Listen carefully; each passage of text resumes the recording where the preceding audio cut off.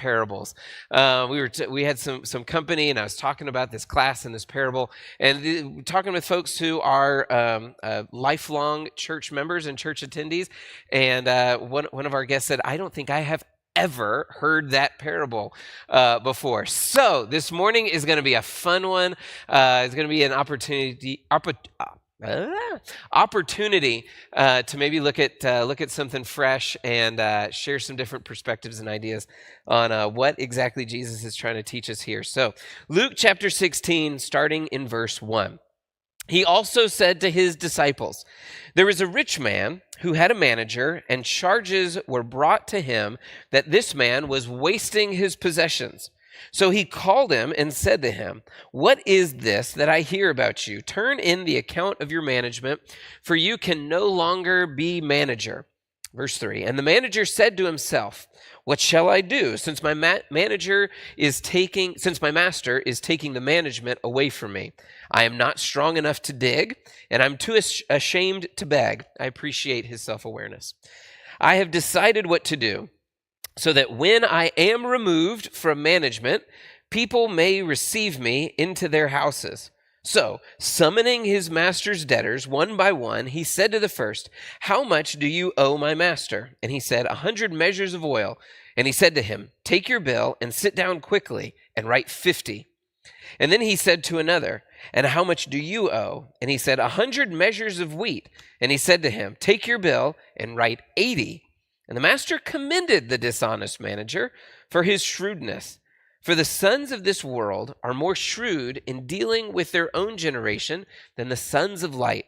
And I tell you, make friends for yourselves by means of unrighteous wealth, so that when it fails, they may receive you into the eternal dwellings." Verse 10. So Jesus goes on. So the parable is kind of over, but he goes on. "One who is faithful in very little is also faithful in much, and one who is dishonest in a very little is also dishonest in much. If then you have not been faithful in the unrighteous wealth, who will entrust to you the true riches? And if you have not been faithful in that which is another's, who will give you that which is your own? No servant can serve two masters, for either he will hate the one and love the other, or he'll be devoted to the one and despise the other. You cannot serve God and money." All right, there you go. What's it mean? So you have this setup, right? Jesus is teaching to his disciples. This comes, Luke chapter 15, a very famous portion of Scripture, parables that Alan's already taught on a few weeks ago, the lost coin, the lost sheep, and the lost son, right? And so he kicks off this next portion of teaching, and he says, he said also to his disciples. So he brings in his disciples. This is not some teaching that is just to a wide audience. It's to a very specific audience. He brings in his disciples, and this is the parable that he tells them. You have a rich man who is the master, and you have this manager who works for him. And the master finds out that the manager has been dishonest and has been wasteful in the possessions, the wealth that he was supposed to be managing, overseeing, not just keeping an eye on, but also helping it to grow. Right? But instead of keeping an eye on it and instead of helping it grow, he's been wasting it. The balance has been going down. So he brings him in. He says, "What is this that I've heard about you?" He says, turn in the account of your management. You can no longer be manager." And then this guy kind of has a little moment to himself, right? We can kind of hear his thoughts. It says he said to himself, "I'm too weak to dig and I'm too proud to beg. What am I going to do? Who is going to take me in?" So what's his solution? He comes up with this scheme. So what's his scheme? What's he do? Okay. So he says, Andrew, did you say something? Okay. The plan is to make friends, because that's part of the problem that he sees coming up for him, right?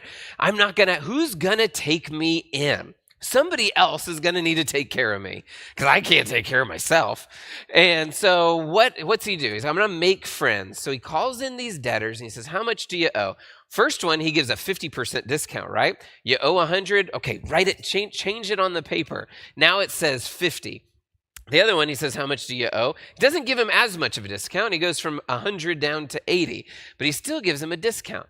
So he's making friends with these people. But then how does his master respond? Very curiously. Okay, he calls him shrewd. He says he commended the dishonest manager for his shrewdness. Now, that verse, that line, verse 8, that's really important. We're going to come back to that. The master commended the dishonest manager for his shrewdness. Now, if that was you, if you were the master, if you were the rich person in this story, right? And you hear that your financial advisor, your accountant who's supposed to be overseeing your funds, right, has gone around to these different people who owed you money and said you don't owe him as much money or you don't owe her as much money anymore. How would you feel about that? Yeah, not the same response. Would you say, Marty? Right. You had no right To do that, right? This guy owed me 100. I want my 100. And now it does not say that he went around and collected those debts. He just lowered those debts. And why did he do it? For his own self-interest at his master's expense. I would be furious.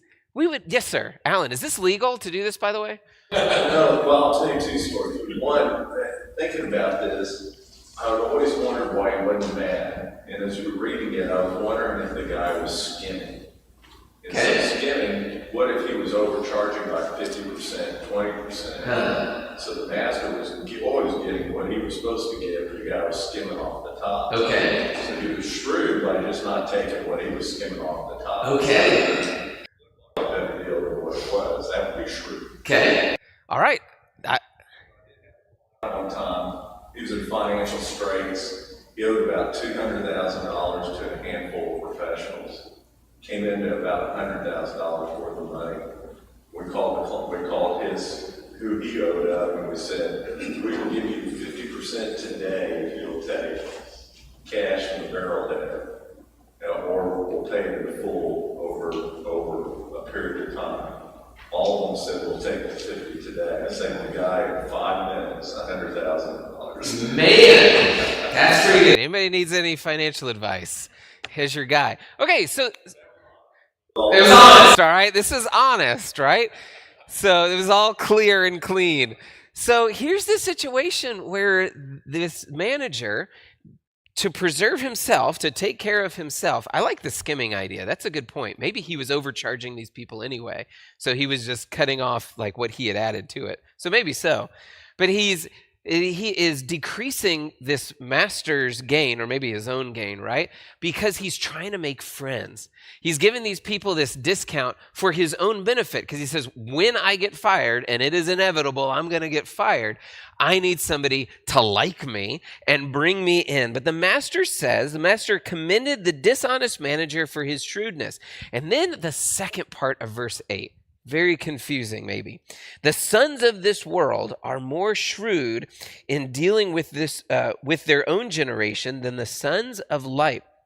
Verse 9, and I tell you, make friends for yourselves by means of unrighteous wealth, so that when it fails, they may receive you into their eternal dwelling. What is Jesus trying to tell us?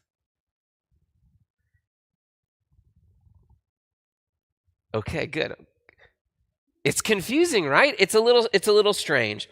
So so I'm reading from the ESV, and I think some of the wording here and the translations here might make this a little bit more confusing. Somebody have something other than an ESV.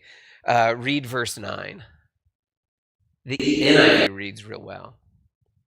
I tell you, make friends for yourselves by means of unrighteous wealth, so that when it fails, they may receive you into the eternal dwelling. Okay. What do you have? What is that? That's NIV. Really? That's NIV? You use worldly wealth. Worldly wealth. Okay. So in the NIV, it's going to translate as worldly wealth. Now that doesn't mean it's a different thing, but it kind of puts a different spin on it, right? Let's look at some of the characters. So you have kind of three different characters who are in this parable. Now, a lot of times when we read parables that have a master, and a lot of them do, right? A lot of these parables draw on very common, everyday social situations or daily elements, whether it's agriculture and farming or kind of this master and servant relationship. That comes up a lot in Jesus' parables. So oftentimes when there's a master, who do we take the master to be? Who is the master a symbol of? God. Oftentimes when we hear about the master, that is a symbol for God. A lot of folks will say that is not the case in this parable. In fact, further down in chapter 16, Jesus tells another parable about a rich man who is not the good guy in the story. So in this parable, I would take it the same way, that the rich man, which is the way verse 1 announces him, right? He also said to his disciples, there was a rich man who had a manager. So if you look at this parable through that lens, that the rich man, the master, is not a good guy in this story, that kind of helps it take a little bit more shape, right? Because what do we see? So we see the rich man not necessarily as a moral neutral, and he's not necessarily representative of God. Because and you see some things in him, right? When he understands that when it comes to light, that this manager has been skimming or he's been dishonest in his dealings, does he fire him immediately? No.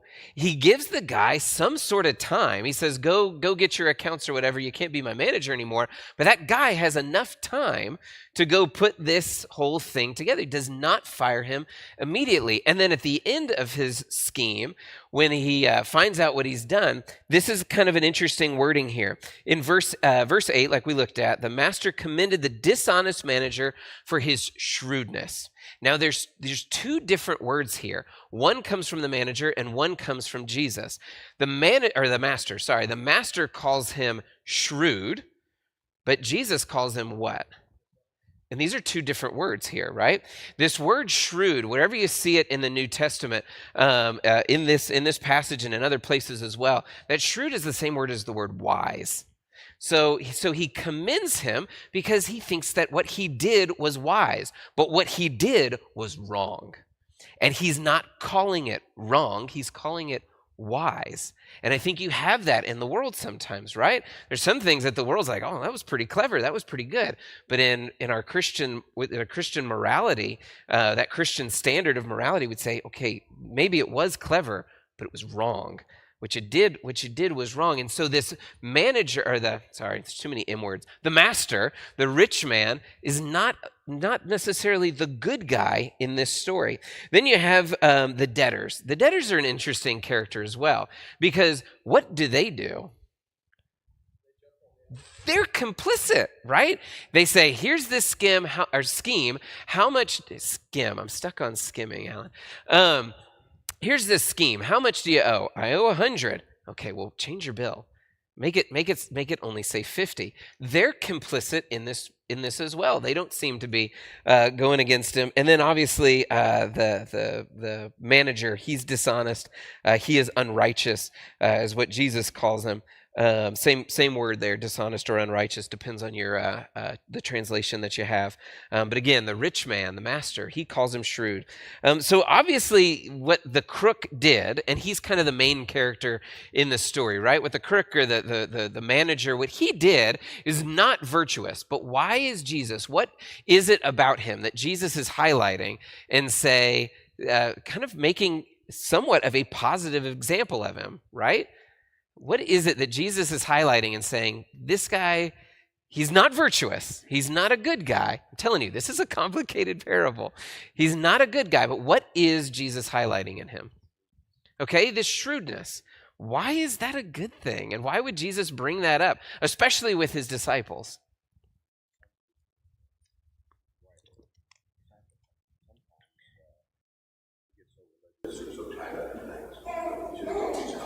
Okay. So he says, sometimes we can be so tied up in things. Sometimes so tied up in, you said righteous or religion. We can be so that sometimes we lack a little common sense. Why would Jesus say that? Why would Jesus make it a point to say, verse 8, the sons of this world are more shrewd in dealing with their own generation than the sons of light? Why would Jesus say, look, this is a good thing. I want you to be a little bit more shrewd or maybe a little bit more clever. Okay, all right, because you're going to have to exist in the world. In fact, let's look at another passage that maybe you're familiar with, where Jesus says actually something a little bit, or very similar, but a little bit more directly. It's Matthew chapter 10. He's sending out his apostles, his 12. He sends them out to go to different towns. This kind of comes and prepare those towns for the coming of Jesus, kind of warm them up, right? And tell them that Jesus is coming. And this is that portion in Scripture where he says, look, you're going to go to some houses that will accept you. If they do, go in. And there will be some towns and some houses that don't. What do you do with your sandals? Shake the dust off your sandals and move on, right? So it's part of this sending, this commissioning, where Jesus says, this is what I want you to go out and do. But Matthew chapter 10, verse 12, behold, I'm sending you out as sheep in the midst of wolves. So be as wise as serpents and as innocent as doves. That same word, wise, it's the same word in the Greek as we're looking at in Luke 16, right? And so Jesus has a very similar teaching here. I want you to go out, and he says, it's dangerous out there. I need you to have some common sense. I need you to be kind of clever. I need you to kind of keep your wits about him. Peter's going to talk about that as well, right? Look out for the devil. He's like a roaring lion. Keep your eyes open. Stay alert. And he says, I'm sending you out like wolves, or like sheep out into the wolves. He says, so I want you to be as clever or as wise or as shrewd as serpents, but, and the but is very important, as innocent as doves. You still have to be moral. You still have to be righteous and upright. So you can't you can't be like this manager who is being deceptive and is being dishonest. But he says, but I do like that you are being, I do want you to be clever. I do want you to be shrewd, wise, thoughtful. It's a complicated one, right? Yeah, Alan. One of the things that I've got a cultural study Bible, and one of the things they brought up is this sense of reciprocity in that day and age, right? Okay. I'm going to do some stuff for you, and you're probably going to do some stuff for me. And there's this generosity, and I think if you look at what the shrewd manager did, and you say to yourself, like, maybe it's less about he broke the law, if you will, and he had those creditors come in and say, hey, how much do you owe? You owe 50. He sort of framed it as the master's being generous, and he's going to cut your bills. So now the manager is like friend of the people, right? So he's going to have friends in high places, if you will. And then he goes back to the master and says, hey, listen, I got you a bunch of people who think all that, but you're a pretty good guy, right? Like you cut their bill in half. So I think if you look at it in that light, it is pretty shrewd. It's less about perhaps should he have done it and did he break the law, and more about like I've used this wealth in such a way that like I've gotten some glory for your generosity and some friends. Which goes right into verse 9. I think verse 9, which again is kind of complicated and depends on the translation, but I think verse 9 leans right into that. Yeah, Justin. This may be way off. I like that. This makes me think of a sermon you preached for us a while back, and you had maps, and you were showing like your trip, like across the state. This is great. Okay. And you were showing them how you made some wrong turns and you still got to your location. Yeah. You've heard the term, there's more than one way to skin a cat. Well, I've never skinned a cat, but yes, I'm familiar with the term. But is this an enlightenment that there's more than one way to do this? Maybe so. That not everybody's going to respond the same way. And if you're shrewd, some person may respond, some may not. Okay. But you're supposed to, like I said, I could be way off, but it feels to me like this is an evidentiary, like it's evidence And We talked about the rich man here not being God, but in some ways, this is a story about how our discipleship should work. And the rich man is God, and we are the managers. And we're called to be shrewd and wise with the people around us. And then going back to Matthew, innocent like doves, understanding that there's still moral things that we need to hold on to and live our lives like, but that the world around us may not be living that way. And if we can let them know that their debt can be reduced by the master, and that brings glory to the master and brings more people to him as someone that they want to be close to, then we are living the discipleship that Jesus is trying to teach through the parable. See, I love these parables. This is a lot of good different stuff, right? This is really good. So if you didn't hear what Daniel said, or if you're watching online, there's a message in there about how we evangelize and how we as disciples go and make more disciples. That we are all living in some amount of spiritual debt, right? And that's the point of Jesus. He's the propitiation of our sin, the one who came and paid the debt that he didn't know, right? And so similarly, by bringing debtors to the master, they can have their debt reduced. That's good. I like that. Lots of hands. Yeah, Alan. A little bit different angle, but there's, when you look at the history of America, there's a lot of generosity out there. A lot of Christian hospitals, children's homes, any number of things that help the homeless. A lot of them come from a Christian perspective, but not necessarily all the donors are from a Christian perspective. And so sometimes telling the story of good and bringing people into the greater good and inviting them, you're using maybe wealth that was obtained in different ways to help further the work of God. And there's some message of, hey, bring them along on the story to be good and using that wealth to help other causes. Which again, I think that goes really well with, it was a really good explanation of verse 9, where Jesus says, look, you're going to have worldly wealth. There's going to be, you'll have worldly resources and means, right? Or, and the NIV calls it worldly wealth. The ESV calls it unrighteous wealth. It's the same thing. You're going to have those resources. And like you're saying, Alan, if for certain donations, you don't necessarily know how all that money was made or generated, but if those things are at your disposal, then use them for something good. And like you're saying, and bring people along and tell them the story of why are you doing those good things, which is the latter half of verse 9. He says, because when it fails or when it runs out, then you have that opportunity to say, the things of this world are unreliable and they're going to fail on you. He says, but then be received into the eternal dwelling. Yeah.